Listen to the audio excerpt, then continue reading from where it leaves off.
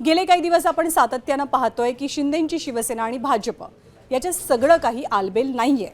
आरोप प्रत्यारोप होत आहेत, कुरबुरी रंगता आहेत, वाद समोर येत आहेत आणि या सगळ्यामध्ये आता ऑपरेशन लोटसची चर्चा सुद्धा सुरू झाली आहे। आणि या चर्चेला निमित्त ठरले ते म्हणजे संजय राऊत।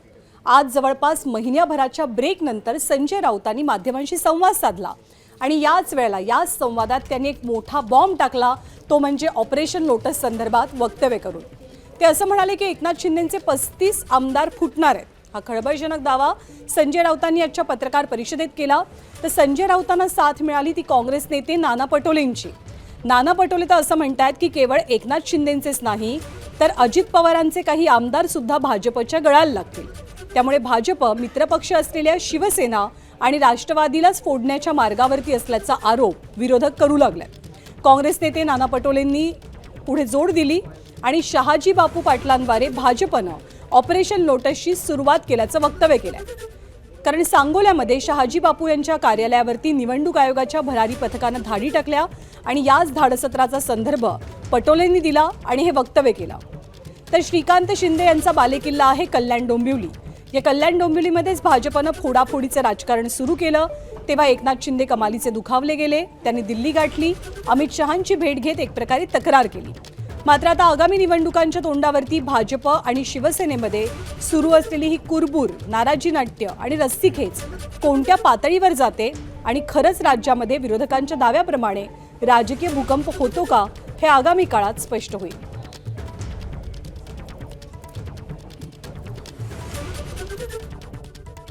शिंदे सेनेचा कोथळा हे दिल्लीचे शहा काढणार आहेत। त्यांची जी काय परंपरा आहे कामाची, त्याने आमचा कोथळा काढण्याचा प्रयत्न केला, पण आम्ही त्यातून बाहेर पडलो। पण त्यांच्या स्वभावानुसार आणि त्यांच्या कार्यपद्धतीनुसार शिंदे सेनेचा कोथळा हा दिल्लीतूनच काढण्याचा आहे। आणि मी हे तुम्हाला आता सांगत नाही, गेले वर्षभर सांगतो, यांचे 35 आमदार फुटणार आहे। ज्या पद्धतीनं त्यांनी शिवसेनेच्या बाबतीमध्ये गुप्त ऑपरेशन तेव्हा केलं आणि आमचे आमदार, तीच पद्धत, त्याच पद्धतीनं आता शिंद्यांचे आमदार फोडण्याचं काम अगदी व्यवस्थित सुरू आहे। बघा, आता बीजेपी ऑपरेशन कमळ करायला निघालेली आहे। त्याला लोटस असा शब्द वापरतात, ते गोंडस शब्द। आणि सेनेचे आमदार आणि सेनेतले लोक आणि वेळ आली तर अजित पवारांची लोक हे बीजेपीत घ्यायचा त्यांचा प्रकार सुरू झालेला आहे। त्यांचे प्रदेशाध्यक्ष त्यांनी जाहीर केलं पण आहे की 2 डिसेंबरच्या नंतर आमचं ठरलेलं आहे काय करायचं। तर त्यामुळे आता त्यांची प्रक्रिया सुरू झाली शहाजी बापूपासून। तर संजय राऊत असं म्हणतात की एकनाथ शिंदेंचे आमदार फुटणार, तर दुसरीकडे नाना पटोले म्हणतात की अजित पवारांचे सुद्धा आमदार फुटणार। या दोन्ही वक्तव्यांमुळे किंवा या दोन्ही दाव्यांमुळे मोठी खळबळ उडाली। पण राज्याचे मुख्यमंत्री देवेंद्र फडणवीस असोत किंवा एकनाथ शिंदे, या दोघांनी सुद्धा हे दावे फेटाळून लावलेत।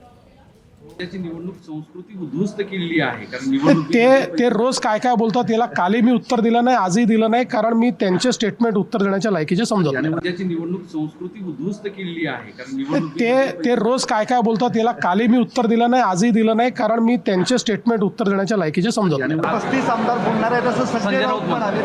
अमित शहा कोथळा काढणार, त्यांच्या तब्येतीला शुभेच्छा देतो। 35 आमदार बोलणार आहेत असं संजय राऊत म्हणाले। अमित शहा कोथळा काढणार, त्यांच्या तब्येतीला शुभेच्छा देतो। आणि ऑपरेशन लोटसची चर्चा राज्यामध्ये सातत्यानं होत असते। आता संजय राऊतांच्या दाव्यामुळे त्याला नवीन फोडणी मिळालेली आहे। पण संजय राऊतांच्या दाव्याबद्दल जशी टीका मुख्यमंत्री उपमुख्यमंत्री दोघांनी केली, तसंच महायुतीतल्या नेत्यांनी सुद्धा केली आहे। महायुतीतल्या नेत्यांचं काय म्हणणं ते सुद्धा आपण पाहूया। शिंदेजी हे अत्यंत त्या ठिकाणी आमचे NDAचे नेते म्हणून, एक प्रभावशाली नेते म्हणून त्या ठिकाणी आमचे NDAचे आहेत।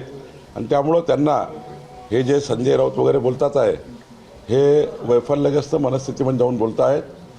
आमचे एकनाथ शिंदेजी NDAचे नेते म्हणून आपल्या राज्यामध्ये आणि देशाचे NDAचे नेते म्हणून काम करतात आहेत। ते देवेंद्रजी आणि आमच्यात भांडणं लावण्याचा जे काय प्रयत्न करत असतील, असं कधी होणार नाही आहे। आमच्या पक्ष जरी वेगवेगळ्या भूमिका असल्या, आमच्यामध्ये राजकीय पक्ष म्हणून ज्या काही वेगवेगळ्या भूमिका आहेत, पण आमची मनं एकच आहेत। आम्ही सर्वजण एक आहोत।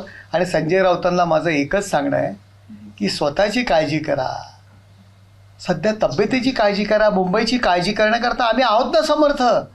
कशालाही तळमळ करताय. एबीपी माझा, उघडा डोळे बघा नीट.